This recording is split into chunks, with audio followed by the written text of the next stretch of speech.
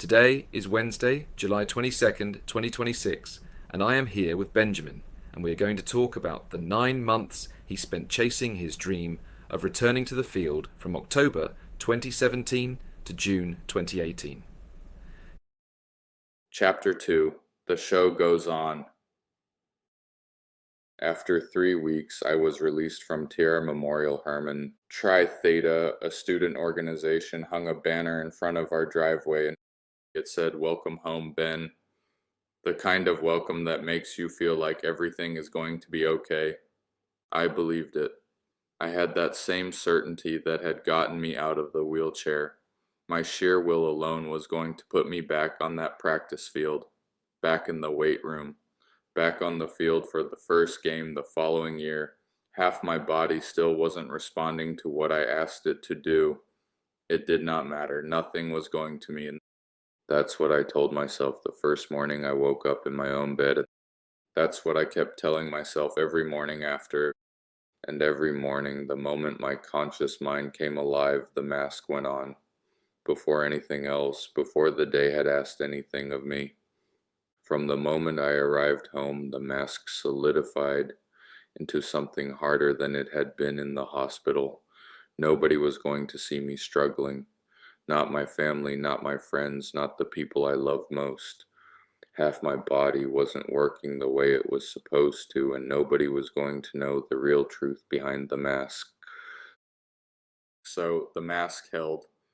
Nobody saw what the nights were like. Every night the calf cramps would wake me up. My foot wanted to curl downward. The spasticity pulled it toward the floor even in sleep. And when it did, the cramps would come. Multiple times a night. I'd wake up in the dark, legs seizing, and lie there until it passed, then wait for it to happen again. I learned to wrap my foot in the bed sheets before I fell asleep, keep the toes pointing up, prevent the curl, buy myself a few more hours of sleep. I learned to pin my right arm under my head so my hand could relax into a position it wouldn't hold on its own. This was how I slept. Every morning, the first thought wasn't about football or school or getting back. It was simpler than that. How am I going to find the energy to get through today? Nobody knew I was asking it. The certainty that I was going to return to the field was the only energy I had left. By January, I was back in school. During the football class period in the middle of the day, I'd go to the trainer's room and do my rehab. Exercises on my back, exercises on a rolling stool. I could see the gap exactly from where I'd been one of the best performers in my class to where I was now, every inch of it. I could also see where I was going, Division I college football. That picture was just as clear as the gap, and the gap wasn't going to stop me from reaching it. I didn't have another choice. I couldn't let the stroke beat me in front of the people watching. No matter the cost, I was going to get back on that field. Even though I was seeing no progress, even though the exercises were too advanced for the foundation I had built in the hospital. I showed up anyway, every day, because not showing up was not something the mask allowed. That spring, about 6 months after the stroke, my mother took me to see a neurologist. He told us one thing we didn't understand yet. The good thing is that Ben is young, and the bad thing is that Ben is young. Neither of us knew what he meant. 6 months out, it sounded like a riddle. It would take years for both halves of it to make sense, the good and the bad. Around May, I started doing some of the drills with the rest of the football class. Ladder drills, a rope on the ground, rectangles mapped out, you move through them.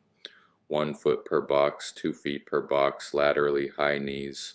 Simple enough when your body does what you tell it. My left foot flew through, my right couldn't keep up with it, not even close.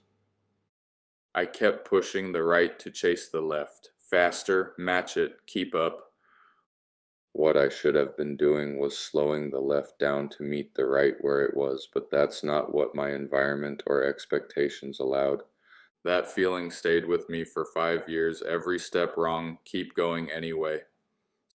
7 months out of the hospital, and my expectation of where I needed to be was just as far away as the day I'd been discharged. Pads on, helmet on, cleats on, back on that field, performing at the level I'd been at before. Not the field itself, the level, the version of me that had earned his position. That's what wasn't getting closer. And the pressure I was putting on myself to close that gap, I couldn't show anyone. It lived entirely under the mask. Every ounce of strength, every ounce of energy poured into one direction.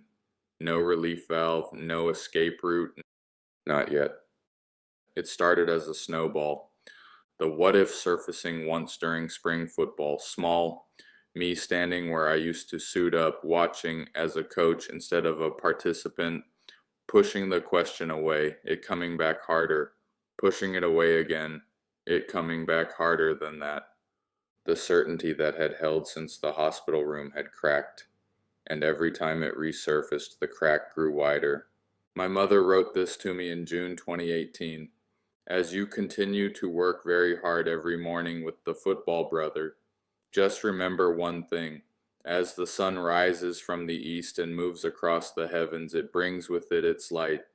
It wipes out all the darkness of the nights. All the power of the universe is right inside you. As long as the melody of your breath is within you and you open your heart, good things are waiting to happen.